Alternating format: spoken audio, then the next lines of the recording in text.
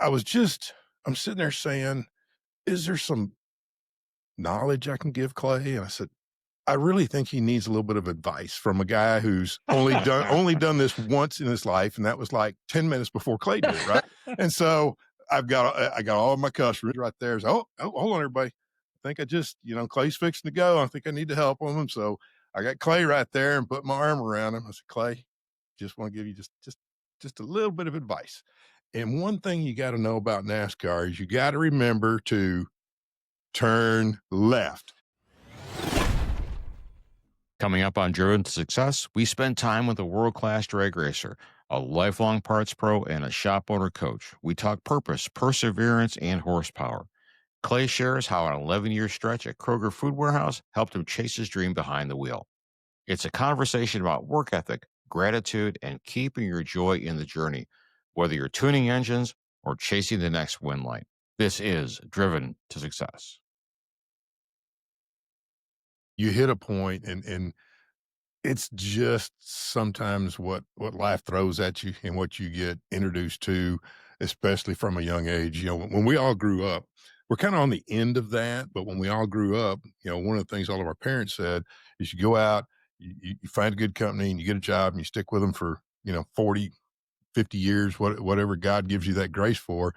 And, so we're starting to change that mold. And I really do think that the younger generations have figured that out. I've been blessed. I've been in the parts business all my life, and it's in various different scenarios and positions and opportunities. And it's been fantastic. I'm still having fun doing it. And I think it's exactly what I'm hearing from you is, what do you really want to do? And are you having fun at it? Now, every time I see you, Clay, you're right. You're smiling. You're having fun at it. I mean, your hair's on fire and, you're going fast Yep. enough that the wind could probably put it out. It's the craziest thing. Yep. I don't know if I could do what you do, but that is a huge point that I hope a lot of people take to heart is to enjoy. You got to get some energy out of it. You got to really love what you do. And then when you love what you do, it's so much easier to do. Is that correct? I Yep. mean, it's just, Oh, yeah. you talked so much today about how so many things are just natural to you and They became natural. became work. natural. But again, if you did not enjoy what you did, then here's another one of those arrows in your box, and so you're constantly fighting those arrows. Now, believe me, I'd only have one arrow in the box if I did what you did. And it's like, am I going to make it to the end of the track? I just can't imagine that. Oh, man. And I want to say this, for the people listening, they're like, well, I hate my job and I don't like what I'm doing. You know what? Maybe I wasn't always the happiest guy in the world when I worked at the Kroger Food Warehouse, but I looked at it as I had to do that to go do what I wanted to do, which was go racing on the weekend. And so I always tried to make sure, okay, that wasn't my dream job, pulling orders at a food warehouse, but if I did a good job and I put the hours in and I looked for overtime, I'm gonna say this right here. I had a helmet, my very first ever custom painted helmet, which I have, right above the visor, it said overtime. And that was how I paid for my racing back then. Me and Donna had a deal. Whatever my 40-hour paycheck was, that was to pay the bills. Everything beyond that, that's how I went and played race car driver. So I want the people that are listening to this and they're like, man, I hate my job. There's something that you love and your job provides you the way to go do that. Maybe it's playing golf, or maybe it's going playing in a softball league. Well, let's do our job so that gets us to the point to where we can go do what we love to do. And that's the way I looked at Kroger. I don't know. I just believe in working hard to get to do what you want to go do. Yes, I'm in a spot that I'm doing what I always dreamed of doing. And I know that not everybody gets that. But I spent many, many years. I was 33 years old before I started driving Top Fuel cars. But I never stopped on the throttle pedal trying to do what I had to do to go racing. And if it meant I worked 60, 70 hours a week to make that overtime, to have a little extra money to put diesel in the truck so I could go to Gulfport, Mississippi to a race that I wanted to go to, and then miss a few days and have to work overtime to get my 40-hour check back where it's supposed to be. That's what you got to do. You just got to work towards what you want to do. And sometimes you got to do things you don't want to do to make that happen. Absolutely, fair enough. So, one of the people that's gonna hear this, podcast is gonna be my daughter, and guess who she works for? Kroger. Oh, no kidding. Yeah, yeah, No kidding. yeah. Hey, I had a great 11 years there. And I'm still to this day, I get some messages and I'll text for every once in a while with the one supervisor who never give me grief for missing a day of work. I'm not saying all of them was that way, but there was this one. He's retired from Kroger, and he tells me whenever we're around each other, he's like, "You were different. You didn't want to just take off work to go party. You were taking off work to go do what you love doing, and that's why I never basically turned me into the upstairs office and have to go to the carpet. Whenever you got called to the carpet, that was not a good thing." Yeah, no, you No. gotta definitely, make friends with the HR department. That always works in your favor down the road Yeah, somewhere. yeah. It does. It does. Can I touch on this one thing? So throughout your years, we've all gotten to where we've gotten on the backs of other people, on their shoulders. Who's made the most significant impact in your life? Man, that's actually a pretty long list. I mean, obviously it starts mom and daddy, sisters, Yeah. wife. I just told you I've been married going on 40 years. None of it happens without them, but people that outside of the immediate family, which are everything to Hmm. me. I have a very small family and that's everything. But Raymond King took me under his wing. Raymond King introduced me to Peter Lehman. Again, the Lehman family on Felpro gaskets. Right. That was my launch into doing what I wanted to do was Peter Lehman. Hmm. And from there, a person that's been a huge part in how David and I ended up knowing each other was a guy named Steve Tucker. Steve Tucker bought into this crazy idea that I went down to, at the time, Automotive Distribution Network. I went down and had this idea for how Parts Plus could go racing. And he took that and ran with it. He's not with Parts Plus anymore, but he was the champion of the program, so had a huge part of it. Still talk to him basically every day. He's with a different group now, but he was the guy that took this idea that essentially I had stolen from another race team from another series, and like, here's how we can do this, and this is how I get to go racing. And he's like, you know what, that'll work. And to this day, that is what, the Pronto Network is doing to be out here racing, and Steve Tucker started that. So he was a big part of it. And at the end of the day, I get to go hang out with a lot of cool people, and me and David get to go run our mouth, and we both like to talk a lot. And I've talked a whole lot, and I've kept y'all from talking on this whole thing. Well, I tell you, Steve Tucker, and he is with APA. He's now the president of Yep. APA, Yep. and fantastic guy. Boy, he definitely likes to have fun, and you can tell he enjoyed. Don't start a joke contest with that guy. Is all I can No, tell you. you will lose. You will You will absolutely lose. lose. Yeah, he has fun at whatever he does out there. Yep. And really, Clay, your team, and Rickware Racing has been fantastic. In relation to, it's now called the Pronto Network, so Pronto Mhm. and Parts Plus.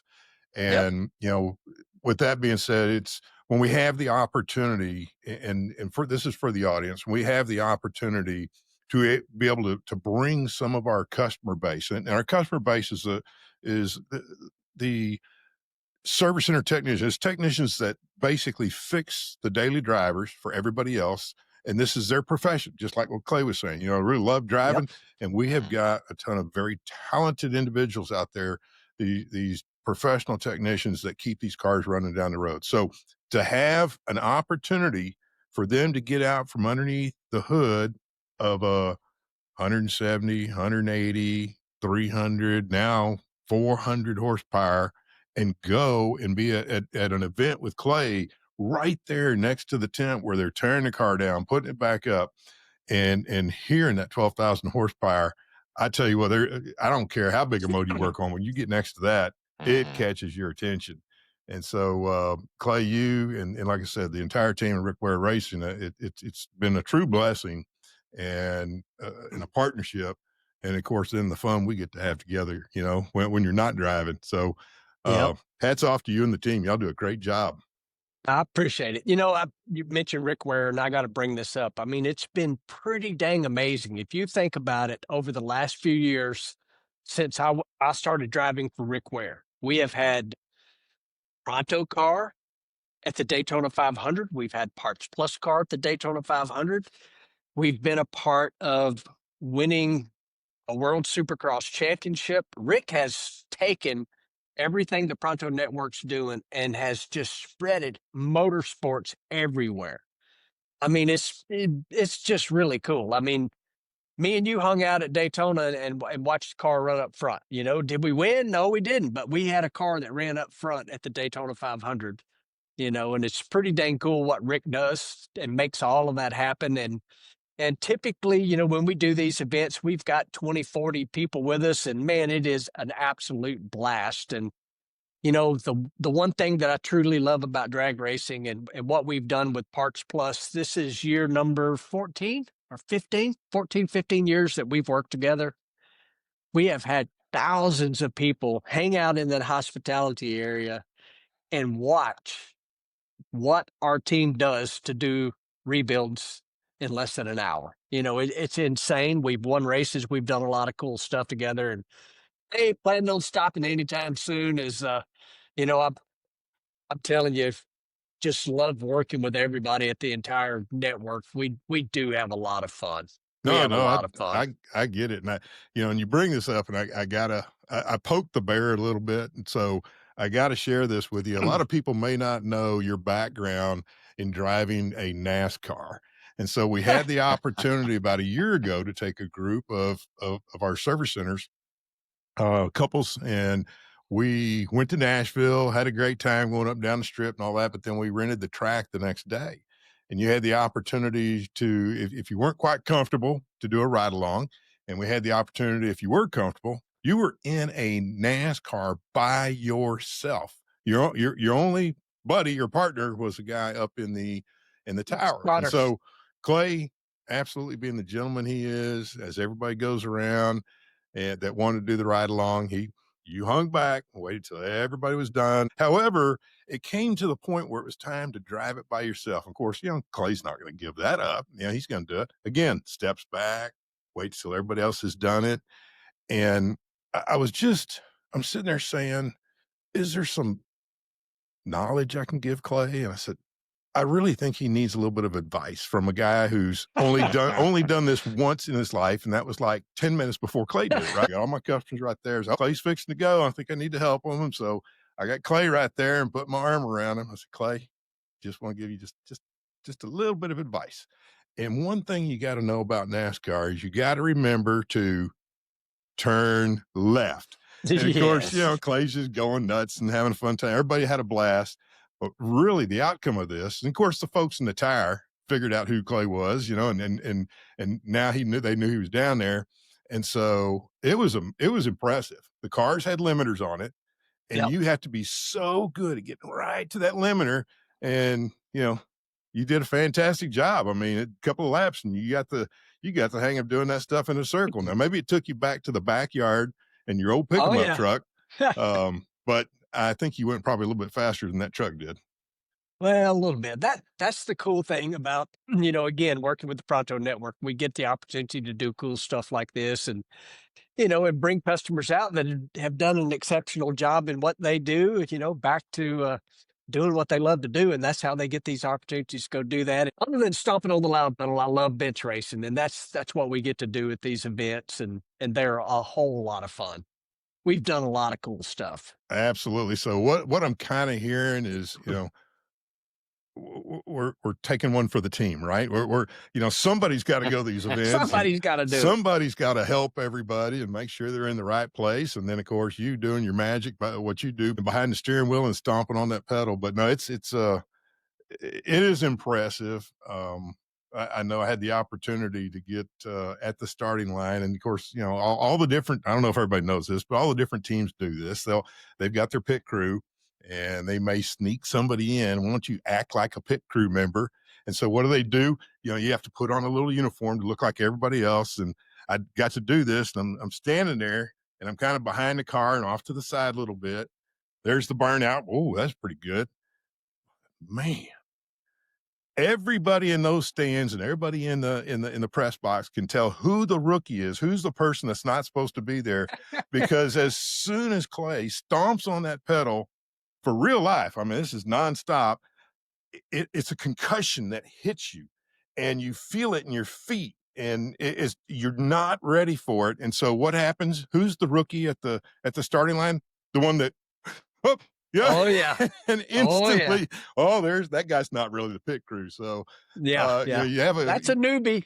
you ever have an opportunity like that, and I know there's a waiting line for it, but that was a moment I will never forget, is to understand 12,000 horsepower, which I still hard to get my mind around it. But I mean, there you go, right there. Yep. There's the leftovers, and Yep.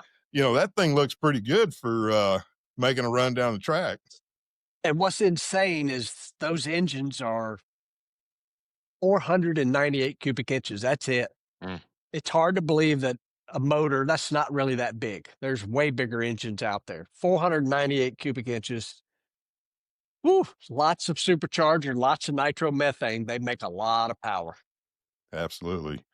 Hey, I got a quick question. Just Yes. trying to understand, because it seems to vary a little bit. But what is the normal number of people that make up a top fuel team? Well, it's kind of all over the place for our team, and we're small compared to a John Force or a Kalina Motorsports, that the big dogs out there. But actual people touching the car during a normal service is 7 people. Okay. And I'll break that down real quick. You got 2 cylinder head guys, a guy doing the bottom end. In other words, he's undoing the rods and pistons. You have 2 people on the clutch. You have a Mhm. supercharger guy, and you have what we call a floater. In other words, he's the guy that knows every part of the car. He's also the car chief. And he can go whoever's behind, whoever needs a hand, if something's wrong, that's where he goes. But he's out there overseeing everything. So there's 7 full-time people that do that. But if you continue down that path from 7, you got 2 crew chiefs, that's 9. You have Stacy, who David, that basically is our team manager, handles hospitality and all those sort of things. That's 10. You have me, that's 11. You have my wife, even though she technically does not work for the race team, she's part of the hospitality team. Well, somebody's got to So keep you in line. somebody's got to keep me in line, and she also keeps hospitality in line as well. So there's 12 full-time people that I just listed off to run one race car. Wow. That's It, impressive. it takes a lot of people to do it to a level that can win races, which fortunately enough, the last few years we've done very well at that. I mean, we've had a very competitive race car. We've been in 3 final rounds this year alone, and we won the Winter Nationals. Last year, we won the biggest drag race on the planet, and that is the U.S. Nationals in Indianapolis. That was a check the box lifetime kind of moment to win that race. And then we follow that up winning the Winter Nationals. So for you golfers out there, putting it in terms of majors, there's 3 majors in drag racing, and we've got 1 left to have made the Grand Slam, so to speak. And that's the Gator Nationals, which I've been in the final of that a couple times, hadn't won it yet, but that's on the bucket list to get done. And that's a fun one because we have the parts house down there, and they will have 500 people there at that event. So it's really fun when you do well, and you've got 500 team members from the Parks Plus family, that are guaranteed rooting for you every single time. But and and I'm pointing them out in particular because that's one race that I want to win. I wanted to win Norwalk. I mentioned earlier, Justin Ashley kicked my butt in the final because that's Tony DiFiore's area, the car parts warehouse. Sure. And he had several hundred people there, and I lost in the final, and it was my fault. So I love it. I love my job, love everything about it. And we continue to just try to do a better job every weekend so that we can get more Wallies and I can call Mr. Robert Ruse and like, hey, we won. That's always a good Monday call. Although I know he watches because win or lose, I get a text from him. It's like a good try today, or man, you messed that up, or whatever the case may be. But it becomes a family. I mean, this whole thing is just such a big traveling circus that you know it's amazing the people that you meet, and you go to these tracks every year over and over and over again, and even the fans you'll start to recognize, like, oh, I remember this guy from last year. This lady came and brought me some maple syrup from Vermont. And it's just unreal, how much it's a small world. At the end of the day, it kind of becomes a small world, and the people you meet are what makes it go around. Mhm. So yeah, Vic, I gotta throw this in real quick because he keeps talking Okay. about it's a small world. Trying to walk, we had a group of customers at Daytona this last year, and Clay and I are kind of walking the back, trying to keep them, heading in the right direction, all that kind of bit to get up to the pit road, and it is almost impossible because number one, you've got Clay, top fuel dragster driver, and he's walking through, and everybody's like, "Is that who I think that is? That's Clayton. Now, wait a minute, he's dragster, and we're at NASCAR." And of course, that opens the door. And then I remember we're walking, all of a sudden, gentleman grabs Clay, and right then and there, Clay's been introduced to one of the new senior members at Goodyear, tire and rubber, company. Yep. I mean, eh, over all the The years, new Clay, C you have the new met. CEO, actually. Yes, yes. And so, I just kind of sit back and it's like, uh, you're just fantastic at it, Clay. We're truly blessed to have this partnership with you, and your attitude's infectious. I really don't like standing next to Clay because he's all fit and trim. I'm not checking you out either, but he's all fit and trim, and I want to be, but that's about the closest I can get to it. But great job on it, Clay. Vic, you got anything for him? Earlier, you said you love bench racing, and I do too. Absolutely love it. So, what do you got in the garage right now you're working on, or what's your favorite car? Oh, man. Out in the garage, I have a 2004 four-door Dodge that myself and Lutz Race Cars, Jeffrey Lutz from Street Outlaws fame, Okay. I lost a son in 2015, and this was his truck. Okay. And I 100% lost my mind. This truck is now on the ground. It's got, 18-inch wide rear tires on it, twin turbo Hemi. But I might add, back to the old guy thing, it's still got power steering, air conditioned, power windows. You know, I want my 1,000 horsepower, but it's hot here in Tennessee in the summertime, so True. still got to have AC. So that's kind of my pet project, and I'm always doing stuff on YouTube. I've got a little '01 Dodge Dakota that I put a Gen 3 Hemi in, and a Tremec 6-speed. That's a tire roaster. And yesterday, I don't know when this will come out, but this timeline doesn't really matter. Yesterday, Don and I decided, like, all right, we're going to run to Waffle House because we have a new Waffle House about 10 miles down the road. And I look in the rearview mirror and I told her, I'm like, yep, I have finally got the best of it. Baby D is in need of a new engine because I am spraying for mosquitoes.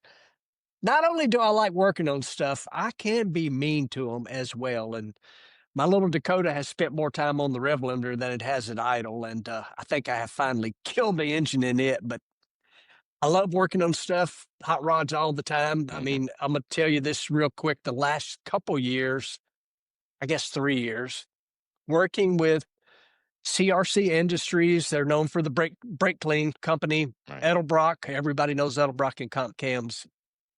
Jeffrey Lutz, myself, and a lot of really cool people that you'll know from YouTube, we have built a car or truck for SEMA, and those cars will then kind of make their way around, do some car show stuff, do some different things. I do YouTube stuff. Jeff does YouTube stuff with them. And after SEMA, they end up going to auction, and all of the money from those cars, all of it, gets given to tech school scholarship funds. Oh, So how cool. that takes up a lot of my spare time. If I'm not at the races, typically I'm at Lutz Race Cars. I mean, right now we're building Pro Street's on the comeback. If y'all don't remember Pro Street, Oh, you're yeah. not old enough. But we're building a 77 Chevrolet C10. We put a Edelbrock Pat Musey 555, a big giant 871 from the blower shop, and this thing has got 21-inch wide rear tires on it. And we're kind of getting close to scramble mode because this truck's a long way from done. Oh, And the pilot transport truck will be coming to pick that thing up basically in a few weeks, really, because SEMA will be here before you know it. But so that's some of the hot rod stuff that I work on, on the side, so to speak, when I'm not burning nitro. Yeah, we talked about, humorous stories, but, you meet a lot of people. How about a heartwarming story? Oh, man. Yeah, I know. This might be a little tearjerker, but give me a heartwarming story. Man, I get to meet. All right. So I'll give you one from last 2 weeks ago in Indy. Okay. So we had Arby's on the car. Yeah. Obviously, we got Parts Plus on every week, but we had Arby's on the car. And I was doing basically a social media event at a Arby's location in Westfield, Indiana, Mm. not very far from the racetrack. And, I've had some fans come in, whatever. We're filming some fun, goofy stuff, whatever. And I kept seeing this one gentleman just hanging out. He's probably our age. Yeah, probably a little younger than us, whatever. And so I signed something for him, but he kept hanging out, kept hanging out. And finally, kind of the place slowed down a little bit. And I just go over to chit chat with this guy. And I'm like, are you coming to the race? Just normal icebreaker kind of conversation stuff. And he's like, yeah, I'm coming, for sure. And he said, but I'd like to talk to you. I'm like, okay, sounds good. And he takes a couple steps so that we're away from everybody. And he said, I want to thank you for all the things you've done on YouTube with Dentley. Dentley is the name of my son's truck. Right.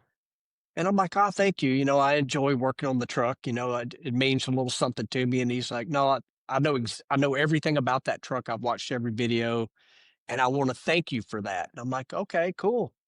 And he said, I want to show you something. So he gets his phone out. He had a picture already ready to show me. And he shows me this picture of a Mustang, and he tears up immediately. He said, this is my daughter's car. I lost her a few months back, and you have inspired me to taking her car, something that we can't even go sit in right now, and doing something with it and kind of honor her memory and go and have fun with it. So Dad here had the frog in the throat as well. And Oh, I just man. immediately hugged the guy. I said, hey, we're part of a club that no parent should be a part of. And I said, and don't think that you've got to rush to get this car done. And he just kind of looks at me, and I said, it took me 5 years to even get to drive the thing. Right. 5 years it took us just slowly work on it little by little. Now here we are where the thing's 1,000 horsepower, and I love driving it. I drove it last night, matter of fact. But it's things like that, that mean a lot to me. Again, being part of a club that no parent should be a part of. Those are the stories that I think if you're a parent in the club, think it's your job to help other parents who may be new to the club. And again, some people can't do it. Do I enjoy talking about it just randomly to some person that hasn't had it happen to them? Not always. If I'm in the mood to talk about it, that's fine. Whatever. It's just that's one of those things kind of according to where your mindset's at the moment. But if I have somebody come up to me at the racetrack and they tell me they know what it's like and it happened to them, then they get an immediate hug and a conversation if they want it, because I feel like that is now part of my job to help people that are new members of the club or newer members Right. to the club or Right. older members to the club if they're in the mood to talk about their child that they lost. Experiences like that, no matter whether it be, one like you had or others, when you can overcome them and you can help show people that there is hope on the other side of that, Yeah. it is so, so precious. Thank you for doing that. Oh, well, I mean, like I say, I think becomes part of your job if you can do it. Our industry, we couldn't survive without the professional Mhm. technicians that are out there figuring out these crazy cars day in and day out. Yeah. And really, that group, so many times, I mean, I don't know if our car owners, our daily driver people really understand how challenging that environment is out there. And really, sometimes these guys, 5 days a week, but they've already worked 60 hours, or six Mhm. days a week and they're in 70, 75 hours a week. People want their cars back. And that's what these technicians do for you out there. And so where I'm going with all this is so many times this group, this industry does not have time to deprogram. Unwind.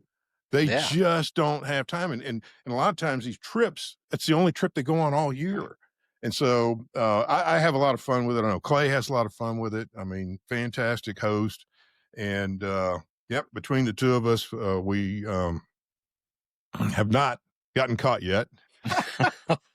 As soon as the cameras go out, "Oh, let's act right," kinda deal, Yeah. but no, as I'd mentioned before, Clay, fantastic partnership, couldn't do it without you, and, Vic and I appreciate the Mhm. time you've given us on Driven to Success, and we have had just a ton of blasts starting this off, and, Yeah. there's one of the things we wanna do with this, Clay, is and again, you've showed the racing side of things.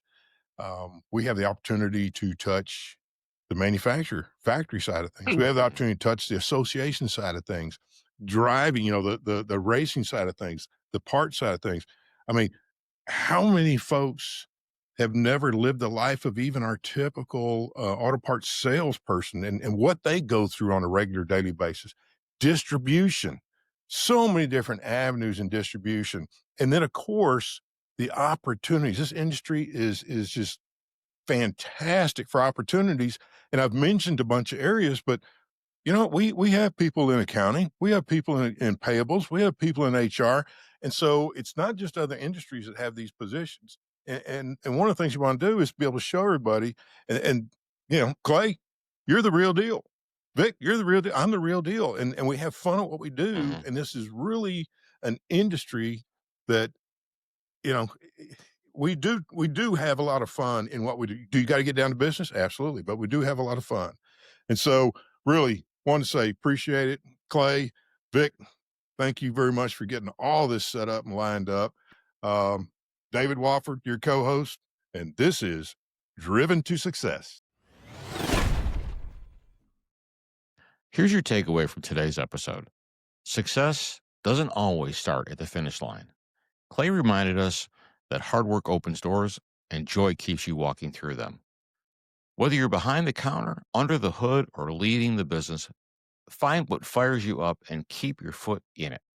Next time on Driven to Success, we're shifting gears with Ray Lopez of XL Parts, diving into customer relationships, distribution excellence, and what it really takes to win in today's aftermarket.